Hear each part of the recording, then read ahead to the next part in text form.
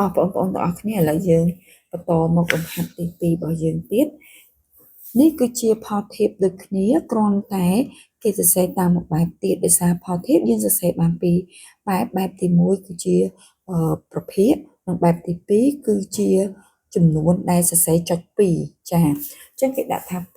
5.215 តើស្មើនឹងប៉ុន្មានចាបើតម្រងវាដូចអ្នកគ្រូប្រាប់ហ្នឹងអញ្ចឹងយើងគិតថា5និង15ចឹងជំហានដំបូងរកលេខចែកសិនបើសិនជាអត់មានលេខចែកទេយើងបកទៅរកលេខគុណវិញចឹងណាកូនអញ្ចឹង5គួរតែចែកនឹងប្រមាណ5ក៏ដាច់ហើយចំនួននោះឯងខាង15ភាគបែងខាងក្រោមនេះចំនួនមួយទៀតក៏ដាច់អញ្ចឹងអ្នកគ្រូគិតថាយកវាទៅចែកនឹង5លើ5ក្រោមអញ្ចឹងណាអញ្ចឹង5នេះអ្នកគ្រូយកទៅចែក5នេះហើយ15នេះអ្នកគ្រូយកចែក5នេះ5ចែកនឹង5បាន1 15ចែកនឹង5បាន3 5ដង15អញ្ចឹងយើងទៀងផ្ទាត់មកបើយើងធ្វើត្រូវអត់អញ្ចឹងអ្នកគ្រូយកវាមកសេទម្រង់មួយទៀតទៅស្រួលឲ្យឧទាហរណ៍គុណមើលទៅគុណខ្វែងវាងាយស្រួលមើលអញ្ចឹងបើគុណខ្វែង5 3ដង15គុណនឹង1 15អញ្ចឹងឃើញចំនួននឹងស្មើគ្នាធ្វើឲ្យប្រភេទទីហ្នឹងស្មើគ្នាចូលដល់ខ្ទង់ខ6.24ឬក៏6ធៀប4តើមានចំនួនណាដែលធៀបទៅស្មើនឹង6ភាគ4កូនគិតមើល6អាចចែកដាច់នឹងប៉ុន្មានកូន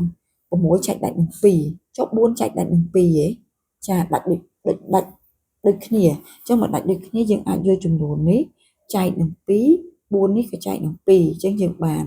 6ចែកនឹង2បាន3 4ចែកនឹង2បាន2អ្នកគ្រូសុំសេបិចក្រហមដើម្បីឲ្យកូនមានការកត់ចំណាំឲ្យច្បាស់ចាចូលដល់កែវ7 8មួយជាចំនួនសេសមួយទៀតជាចំនួនគូតើ7ចែកនឹង7ដាច់សួរថា8ចែកនឹង7ដាច់អត់8ចែកនឹង2ដាច់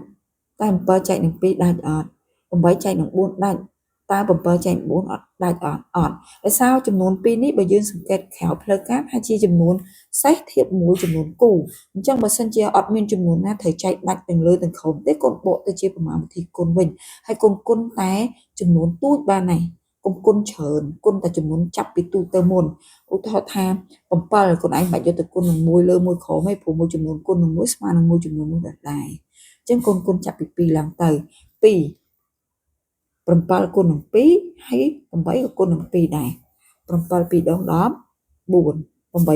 15 1ចាអញ្ចឹងដូចអ្នកគ្រូបញ្ជាក់អញ្ចឹងលេខទាំងអស់ដើម្បីឲ្យផលធៀបវាស្មើគ្នាមិនមែនគួយតែយកលេខហ្នឹងចែកទេយើងអាចធ្វើជាប្រមាណវិធីគុណក៏បានដែរហើយផលធៀបនៅពេលដែលយើងគុណខ្វែងទៅតម្លៃវាស្មើគ្នាដូចគ្នាអញ្ចឹងដូចជា12និង15 12 15កូនគិតមើល12ជាប្រភេទលេខសេសជាប្រភេទលេខគូ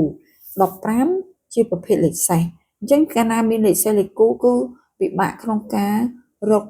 លេខដែលមួយចំនួនដូចគ្នាដាច់ទាំងពីរណាអញ្ចឹងកូនបកទៅជាប្រមាណវិធីគុណវិញទៅអញ្ចឹង12គុណ2ប៉ុន្មានកូន12គុណនឹង2 2 ដង4 2 1ដង2អញ្ចឹងគឺ24យក15ក៏គុណនឹង2ដែរគុណចំនួនដែលទូចបំផុត2 5ដង10សេលេខ0ត្រាទុក1 2 1ដង2 2បូក1 3អញ្ចឹងឃើញ30ពេលដែលយើងគុណខ្វែងទៅយើងឃើញចំនួន2ហ្នឹងស្មើគ្នាហើយហើយ45និង55ជាភាគលេខសេសដូចគ្នាអញ្ចឹងកូនគិតមើលយកចែកវានឹងប៉ុន្មានកូនចាចែកវានឹង5 45ក៏ចែកនឹង5 55ក៏ចែកនឹង5អញ្ចឹង45ចែកនឹង5បានប៉ុន្មានកូនសូត្រមេ5ទៅរហូតទៅឃើញបានប៉ុន្មានចា9 5ដង45 55ចែកនឹង5បានប៉ុន្មានកូនចាបាន11ចលេខគូនិងលេខសេសទៀតណាអញ្ចឹងបកមកលេខគុណវិញ8គុណនឹង2 15ក៏គុណនឹង2ដែរ8 2ដង15 1 15គុណនឹង2មានន័យថា15 2ដង30ចាចូលដល់ឆ64 1 24ជាភាគលេខសេសអញ្ចឹងយើងសំទោសជាប្រភេទលេខគូអញ្ចឹងយើងអាចរកលេខហ្នឹងចែកដាច់នឹងមួយចំនួនដូចគ្នាបាន64 64កូនគិតមេលេខមើលតាមមេលេខប្រមាណមាន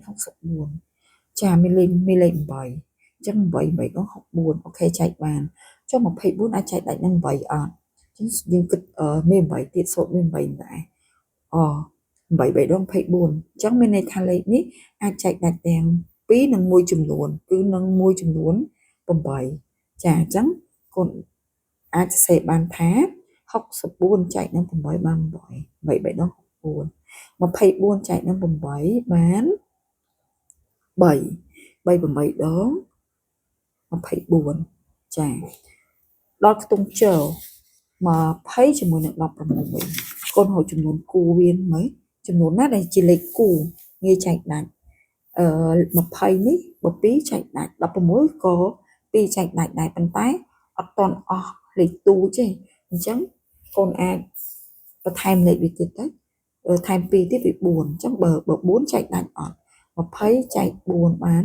5 5 4ដល់20 20ដល់20 0 16យើងចែកនឹង